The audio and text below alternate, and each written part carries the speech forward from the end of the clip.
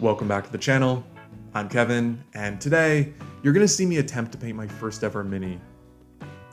A friend got me interested in this hobby about 6 months ago, and I started watching a bunch of YouTube videos to figure out where to start. I found a lot of tutorials and what I wish I knew when I started painting videos, which were all very informative, but didn't give me a really good sense of what to expect from my first painting sessions. I decided to document all of my initial attempts, so anyone else who's interested in getting into the hobby can see what it's really like for a beginner. I wasn't really sure where this video was going to go, although I was quite certain it was going to be humbling. But let's start with a bit of an unboxing. My first big purchase was a set of army painter brushes for $62, based on a friend's advice. I'm used to using really cheap brushes from Amazon that you can buy for $3 or $4 a pack. You will see me use some smaller ones for details on my props, but those are still only $7 a pack, which is way cheaper than this set. As in, a single brush from this new set averages the same cost as an entire pack of what I was using before. I'm really glad I got my friend's advice on this, because I don't think I ever would have chosen something this expensive on my own. I spent $10 on some brush soap, which I didn't even know was a thing, to protect my new investment. My friend also recommended the Army Painter wet palette and Vallejo paints for a bit over $30 each. We're not even halfway done with my purchases, and this video is already more expensive than every other thing I've made for the last year combined. I'm going to put links to all of this in the video description down below, and I have signed up for an Amazon affiliate account. So if you're considering buying any of this over Black Friday, I'd ask you to use the link in the video description because it's an easy way of supporting the channel that doesn't cost you anything. I also got some white and black Citadel spray paint for about $20 a can. I normally use automotive primer on my prints, which is maybe $6 to $8 a can, so this was another steep increase. My biggest single purchase was a new airbrush, which I'm both excited and nervous about. I tried airbrushing 2 or 3 years ago, and it went horribly. This time, I invested $120 in a Harder and Steenbeck airbrush meant for beginners, as opposed to the $36 temperamental piece of crap I bought years ago. I didn't get around to using the airbrush on this mini, so I think I'm going to save it for its own video on some other day. I made so many comical mistakes the last time around that I really want to dissect, so anyone who's doing this for the first time doesn't make the same mistakes that I did. I also bought some wash bottles and a small cleaning kit, so hopefully this airbrush will last a very long time. So up to this point, I've probably spent about $185 on paints, primer, brushes, and a wet palette. And if you want to include the airbrush, which isn't strictly necessary, it's more like $300. Aside from what I've unboxed today, I also have a decent compressor, as well as airbrush cleaning fluid, and paint thinner from the last time I tried airbrushing a few years ago. So my total supplies is about $400 at this point, and I haven't even bought a single miniature to paint. Eventually, I want to design and print my own minis, but I'm a ways off from that. So for my initial attempts, I decided to go for some unpainted minis from WizKid's Nolzar's Marvelous Miniatures collection. A lot of the basic packs have 2 to 3 miniatures in them for $5, although I did some googling and it seems there's always at least one 10% off discount code. I was really excited when I found these, but then I started reading the reviews. People online were complaining about mold defects and lumpy primer, which had me kind of nervous to order these. I checked in with my friend, and she confirmed that, yeah, that's absolutely true, but these are still great for a beginner and pretty much the best value you're going to find. There was an order minimum, so I got 5 packs with a total of 11 unpainted minis between them. I'm used to Amazon Prime, so I was a little annoyed when I had to pay shipping, but it still came to less than $40, so just over $3.50 per mini. I decided to start with a mini from my Human Clerics box.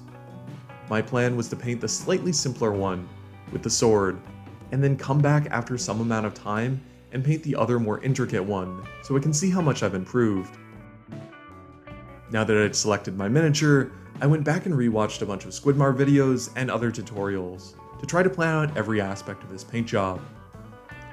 I was worried about getting stuck in the middle and feeling frustrated, which is a real concern when you're starting a new hobby. I enjoyed the videos, but I found I had sharply diminishing returns after the first few, at least in terms of how ready I felt to actually start painting, because I didn't really have the context to understand a lot of the more nuanced techniques. I decided that the best approach, at least at this stage, was to dive in and make my own mistakes, and then rewatch a lot of these videos before starting my second mini. I started by straightening out his bent sword. I dipped it in hot water, bent it into the right position, and then dipped it in cold water to set it. I saw this trick online and was pretty skeptical, but it turned out to be really easy. Next, I used a razor blade to clean up some of the seams from the molding process, which I didn't think was going to have a big impact on the final result, at least not given my current skill level, but I did want to start building good habits. It was finally time to start applying paint and primer.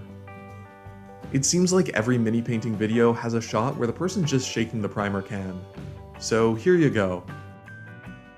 I started by doing a black base coat and then adding a spritz of white primer to imitate a light source.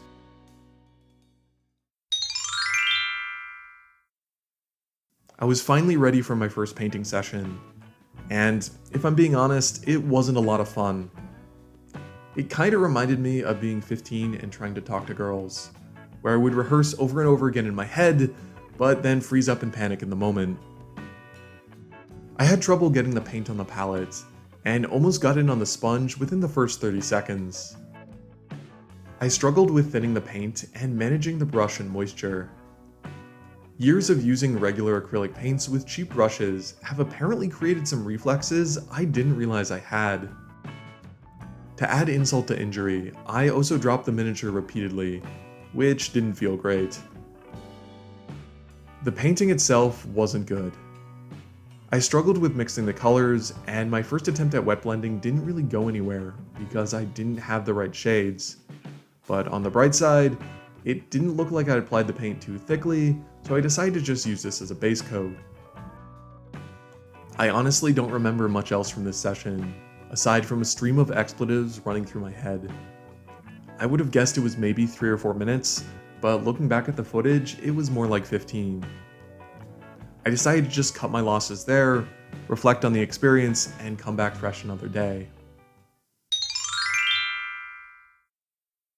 My second painting session went much better, and was much closer to what I expected out of my first session.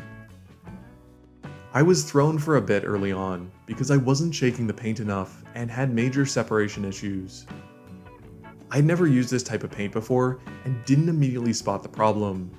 But once I figured that out, it made a big difference. I didn't freeze up this time, and although it was far from perfect, I did manage the process and the technique a little bit better. I pulled off one wet blend, which I was pretty proud of, and attempted several others. My biggest challenge was paint consistency. I pretty frequently had to use my brush to take off extra watery paint because I misjudged the mixture. All of the paint tutorials warned that this was going to take practice, so it wasn't exactly an unexpected problem. Overall, this session was much more satisfying. I got to try out some different techniques and learn from my mistakes. I didn't feel like I was floundering nearly as much, which was pretty much what I'd hoped for when starting a new hobby. The third session was alright. It was a little bit longer, about 30 minutes, and I felt like I got a tad bit better at everything. The black paint didn't seem to be working, even after I stuck a pin in there, which is an annoying problem for another time. I repainted the base metal color, and tried wet blending again. There's quite a few layers of paint on there now, but they've been fairly thin, and I did want to practice these areas again. I also tried painting the cloak and some of the other fabric. My wet blending wasn't particularly good, and I was still struggling a lot with moisture and paint consistency, but I did think I did slightly better. Unfortunately, after the paint dried, I did realize I didn't get full coverage. Around this time, I started to realize how good these paints and brushes actually are. For a lot of my 3D printed stuff, I'm generally painting with normal acrylic paint and a cheap brush which is maybe a tenth this size, but I have the same degree of control with this brush and these paints, which is kind of crazy. That's definitely something I want to experiment with on some of my other projects. Unfortunately, the other thing I realized is that when I did the Zenithal Prime, with the black base coat and the white primer to stimulate light, I really should have taken a picture, because at this point I had painted over it a couple of different times and couldn't actually see where it was, so I didn't get much value out of it. Session 4 was only a couple of minutes, because I just wanted to add a little bit more red to the cloak and get better coverage. I still struggled with the paint consistency and mixing the right color, but I felt like I got a real glimpse of what this could be. I'm not saying I did a great job, especially not with these wet blends, but I'm about an hour in, maybe a little bit more, and starting to feel like I'm getting the hang of it. I got back into this about a week and a half later, because sometimes life is like that, and spent about a half hour adding highlights and working on the armor, which went alright. I felt confident enough to break out one of my smaller brushes during this session, and quickly realized that the control and moisture management was similar, but also very different from the larger brush I had been using, which is obvious in hindsight, but really surprised me in the moment. I spent most of the session getting the hang of this. I redid the armor and the cloak a few times. Several coats of paint are on here now, with some of the layers being better than others. Overall, I think this was a fine practice session. It went well enough, but I was starting to get the feeling that I was approaching the point where I should give up on this one and just wrap it up and move on to something fresh where I could apply all of these learnings right from the start. I wasn't quite at that point yet, but I felt like it was coming. During this session, I continued to have problems with getting the paint mixed properly, even with vigorous shaking beforehand. I decided to spend an extra $20 on a paint agitator, which is not at all necessary, but seemed like a really good idea after a couple of glasses of wine.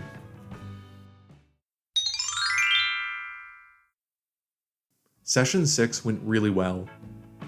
I redid everything with what I had learned so far, and there was a noticeable difference. It was the longest session yet, being about an hour, and I was definitely feeling it in my neck and back by the end of it. I'm pretty proud of this cloak. There's a ton of room for improvements, but I did a thing with the lighting, at least roughly, and it's recognizable, so I'm counting it as a win. I also came to accept that I wasn't going to master non-metallic metal on my first ever miniature, which isn't a big surprise since it's notoriously difficult. I did my best, which wasn't as good as I'd hoped, but I decided to keep going. During this session, I felt confident enough to break out some of my even smaller brushes. These were even trickier, and when I was trying to add paint to one for the first time, I almost immediately got paint right up to the ferrule, which is the metal piece that holds all the bristles together, and getting paint in there is a really easy way to ruin a brush, so that gave me a little bit of a panic right off the bat. These were tricky, and I was mainly struggling with moisture management, but I also started to see why all the tutorials really stress reshaping your brush, which wasn't too much of a challenge on the larger ones, but came up over and over again on these smaller ones. I'm not going to say I got the hang of it on this attempt, but I at least started to see the path forward.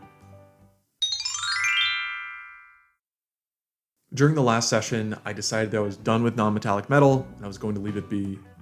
But then I decided to go back on that and do one final attempt. I watched Ninjon's tutorial on this, which I really enjoyed, and decided to implement some of his techniques. I didn't do a particularly good job, and this does look different. Not really better, but does look different, and decided to call it there and give up for this one. I did eventually get the black to work, but it's weirdly shiny, which I'm not quite sure why. I showed this to my friend that got me into the hobby, and her take was, yeah, that looks like your first attempt at non-metallic metal, which is pretty much all I can expect. About a month passed before I was able to get back to this, just because life had other plans, and decided that session 8 was going to be my final painting session, because I was really starting to lose enthusiasm for this mini. I thought it was fine for a first attempt, and I did want to try the airbrush and some of the more nuanced techniques, but I wasn't super excited about spending a few more hours, or even several more hours, working on this. This is, at the end of the day, a hobby, and I don't want to make myself miserable, even if there is the opportunity for me to get a little bit better if I keep pouring time into this. So I decided to wrap this up, call it as it is, and move on to something else.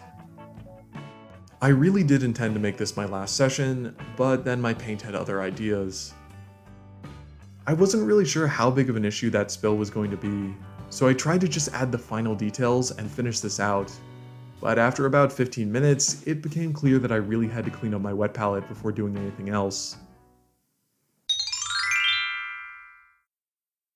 Session 9 really was the last. I did the base, the gloves, the face, and the hands. I did try using my Kolinsky brush, and honestly, I expected a little bit more, but I think that's just ignorance on my part, and the more I use it, the more I'll come to appreciate it. I tried redoing the face and the hair a few different times before I forced myself to stop. It wasn't good, and I wasn't happy with it, but I wasn't going to master it all in this mini. As soon as this was dry, I took it down to my garage and sprayed on a clear coat, so I wouldn't be tempted to come back and do even more. I glued this to the base, and it was ready to go. I'm gonna be real with all of you, I kind of regret making this video, but I'm in way too deep to stop now. I've been posting my work online for years now, and I'll often be skeptical about it in these videos and talk about the mistakes I made along the way and how I think I could have done better. I've always tried to be very open about that. I really struggled with whether or not to release this video, but eventually decided to, because this is exactly what I wanted to capture. I wanted to show what it was actually like to try painting a mini for the first time, and not just what it looked like when an expert walked you through a beginner's tutorial.